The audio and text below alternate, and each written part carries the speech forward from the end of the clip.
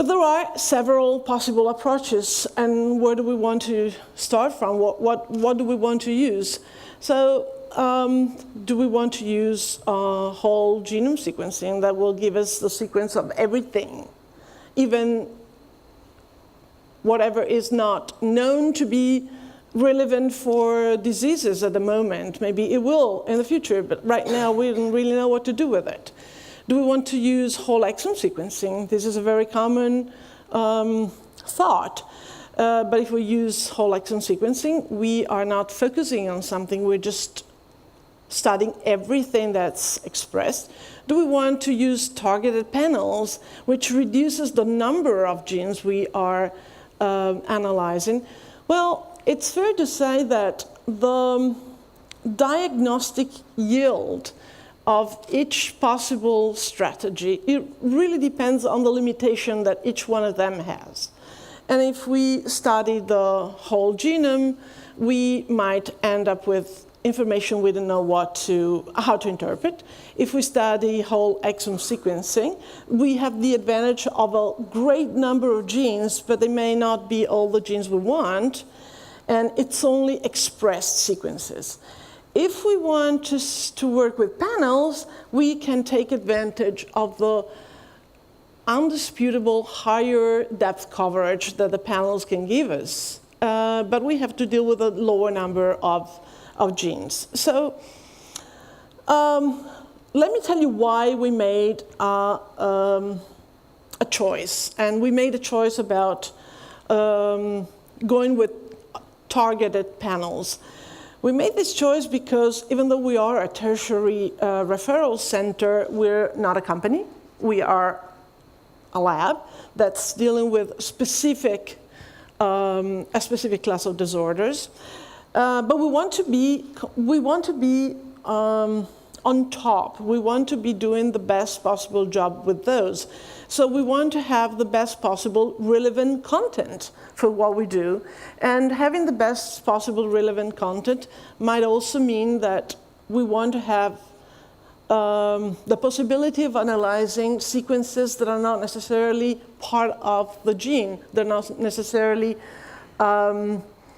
expressed, coding. There are many examples. There are mutations that have been found in intronic part of the gene, mutations that have been found in regulatory part of the gene. If you deal with a whole exome sequencing, those sequences cannot be analyzed. So this is one thought that's important.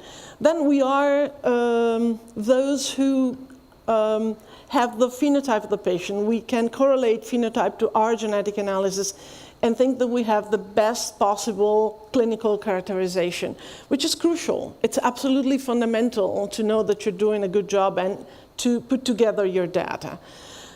Then we aim at studying the pathogenic role of genes that are pathogenic, disease-causing, or that are, there are established pathogenic genes, or very, very highly candidate genes for being pathogenic for certain conditions, because we want to reduce the background noise, basically, and we want to concentrate on what is really very relevant at the moment for our patients.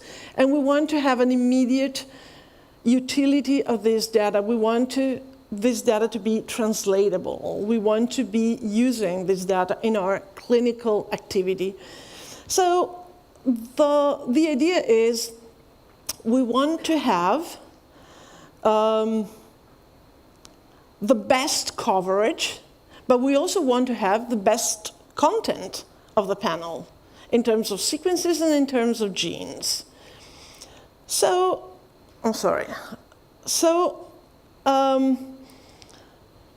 So we want to take advantage of both things. We want to take advantage, I said, of the coverage. We want to take advantage of the number of genes. And so we want to tailor the most appropriate technical tool. So how do we tailor this? This is a long story. This is a big job, because doing this, tailoring your most appropriate technical tool, means having to go through an extensive literature search and database mining.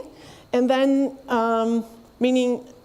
this takes you to the point where you have to then prioritize gene, which is also a very important thing to do. So prioritizing gene, again, takes you from gene expression to protein interaction, to phenotype relevance to what you're doing, and it's a big deal. So the question for us was always, wouldn't it be nice if we could find a pre-tailored tool? Wouldn't it be nice if this big chunk of work, which is time-consuming and takes a lot of our time and really energy and attention, were at least helped somehow? And so, wouldn't it be nice if we could find an appropriate pre-tailor tool? And this is a question that we, at least in part, found answered in the AmpliSeq Ondemand panels that could provide us with a comprehensive set of curated genes, a comprehensive set of pathogenic genes that would be relevant for the situation we wanted to be, for the pathologies we wanted to be involved, for the type of areas, clinical areas that we want to investigate. So that was having this question finally finding a sort of an answer or an answer. And we were fortunate enough that we could have an early access to the system. And so we were able to work with this system and prove not only that we were answering our questions, but also that we could find a better and improved chemistry to the system. So as you see here, you can see we tried our previously customized panel with, there was a previous design within AmpliSeq Library Kit 2.0, and we run it through the AmpliSeq Library Kit Plus, which is what is currently used with the on-demand panels, and we found that the results, even in terms of wet work, were a lot better in terms of the type of fragments, the coverage, and everything. But then we also compared different AmpliSeq on-demand designs and found that also another characteristic of the system, which another question we asked the system, another important feature of the system is flexibility. So we were able to work with different genes that could be assembled in a very flexible way and could give us consistently the same result. So we just recently worked with 2 different on-demand designs, 5 common genes in the context of about 80 genes that changed. And the unique variants were successfully, 100% of the unique variants that we found were successfully confirmed. So I think this is a very encouraging, even though these are preliminary results with this playing with different genes, I think it's extremely encouraging. Not only the chemistry is very good, but also the flexibility and the number of genes that we can add is very good. Now the trick is, how big do we want this repository be? We would like this repository to be as big as possible, with as big as possible content of relevant gene. Now, obviously, I'm interested in some areas of medicine, but I'm assuming my colleagues would be asking the same questions for different areas of medicine.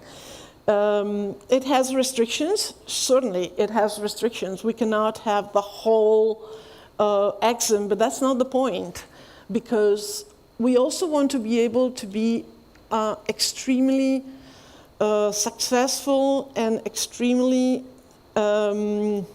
we have to be able to cover our sequences, not just in order to find the mutation reliably, but also to find possible mosaicism. This is not just a problem with oncology. This is an emerging problem with genetic disorders. We find that it is very important to have the highest possible coverage in order to pick up possible somatic mutation conditions that would be part of what we see at the clinical level as phenotype variability. So we think that these things put together a lot of important issues, and we're pretty happy with that, and we hope that this will continue to develop, and we're happy to try it for the future. The future is integration of new bioinformatic tools and maybe algorithm that we have to create very precisely and efficiently, because if we create algorithms that are going their own way, we'll create something that will make us make mistakes for the rest of our life. So new bioinformatic tools and new algorithm to be absolutely integrated into clinical thinking. I think this is the future of medical thinking. And with this, I came to the end, and I thank you very much for the attention, and I'll take questions. Thank you, Dr. Murgia. Wait a second for the first question to come up. So this first one is, how does a rare disease become common enough to become part of routine screening? Well, that depends on your definition of a rare disorder. There are rare disorders, at least according to our national law on rare diseases, that are the most important cause of intellectual disability or of inherited intellectual disability. And a rare disease becomes common enough to be part of a routine screening program if you are at tertiary level referring center. I totally agree that these things should be given, sort of handled by people who have the knowledge and the tools and everything. So this is something that some centers have to develop. This is not family medicine, but definitely there are centers who develop the skill and the knowledge that become a referral point for certain diseases, for which then they build an incredible professional skill and experience. So, but there are rare disorders that are much less rare than what we think. Okay. So, thank you.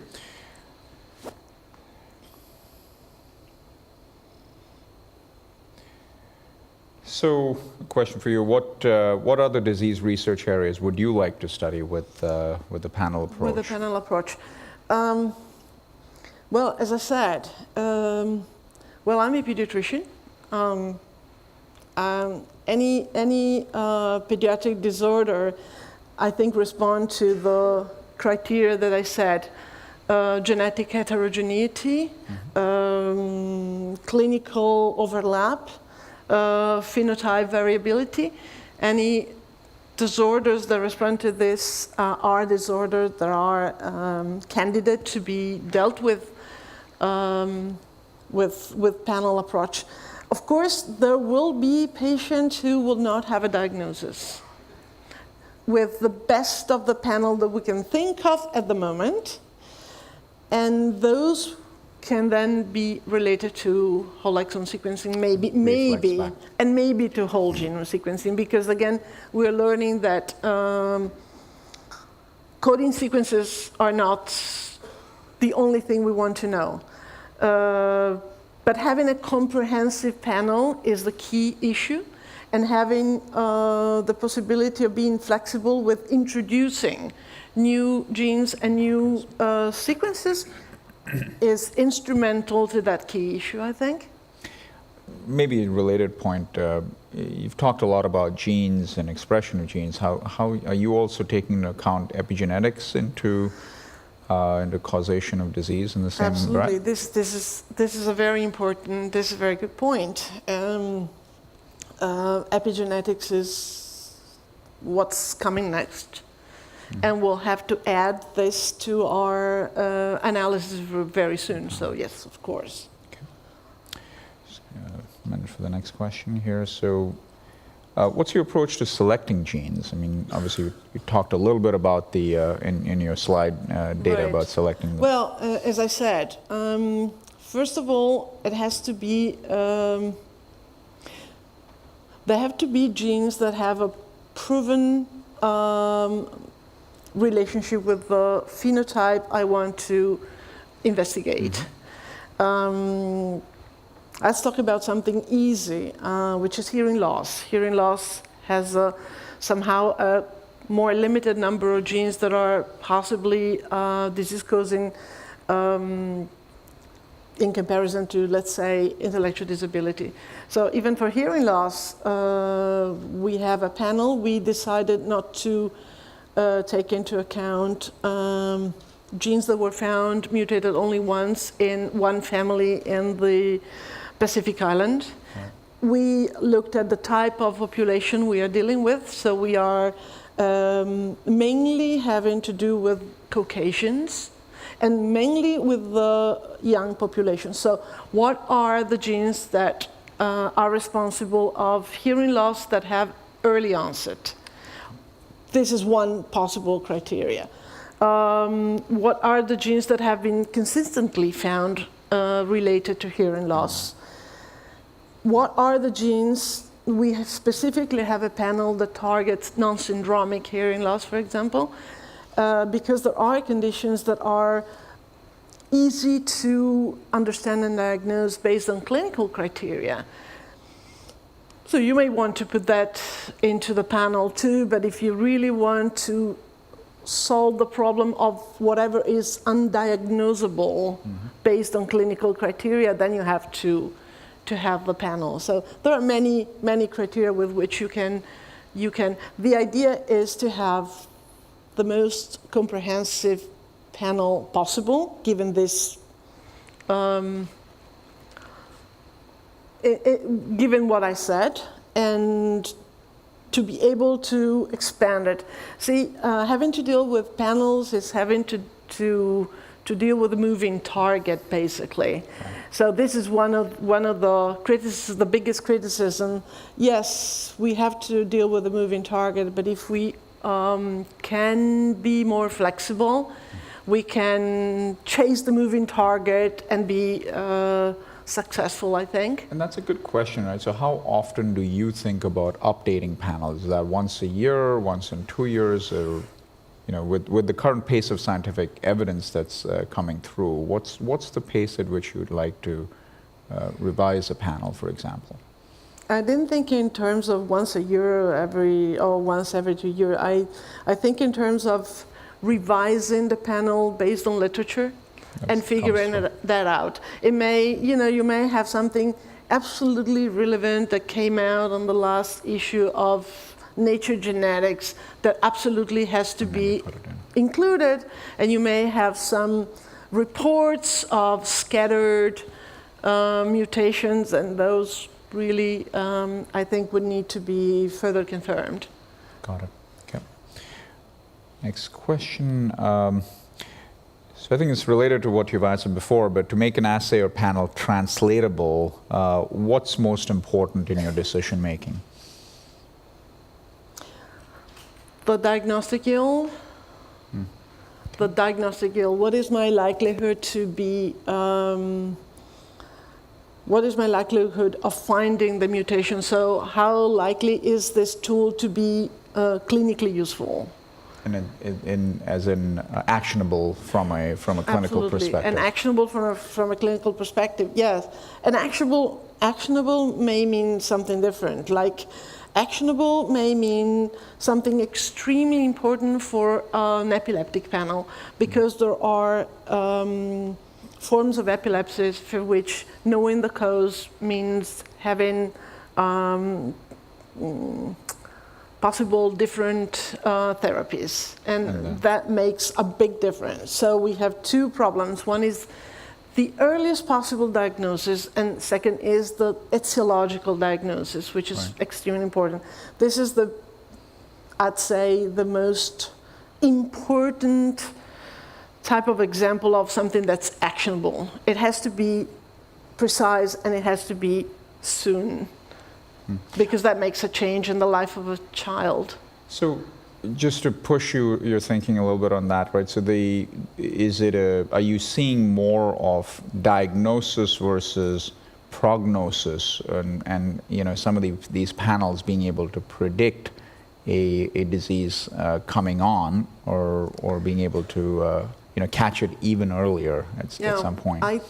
I work in the world of catching it earlier and diagnosing it. Okay, so in terms of symptoms and then- prediction, this is a very sensitive issue. Predictive tests are sensitive issues because then you have to take into account a whole different problem, which is, what am I going to tell this person now that makes a difference for his life, rather than putting him in a situation where it just increases his anxiety. Anxiety levels. Got it.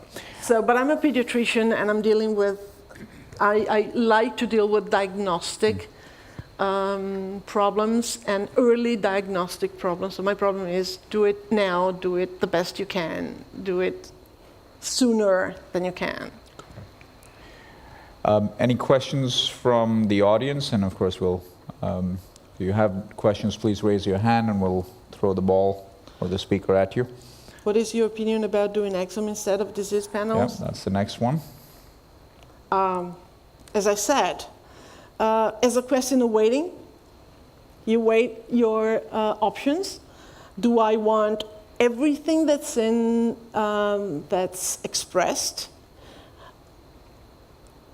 no matter what, or do I want only what I want at the higher coverage? I decided that I want only what I want with a higher coverage. I don't want to have to deal with a BRCA1 mutation in a 5-year-old child, where the problem is intellectual disability, because I'm adding problems to problems. I want to be able to possibly solve or give an answer to the current problem clinically. That's a great point, actually. The BRCA example is a really important one. All right. Well, I want to thank you again, Professor Murgia. Yeah, thanks. Great talk. Thanks again.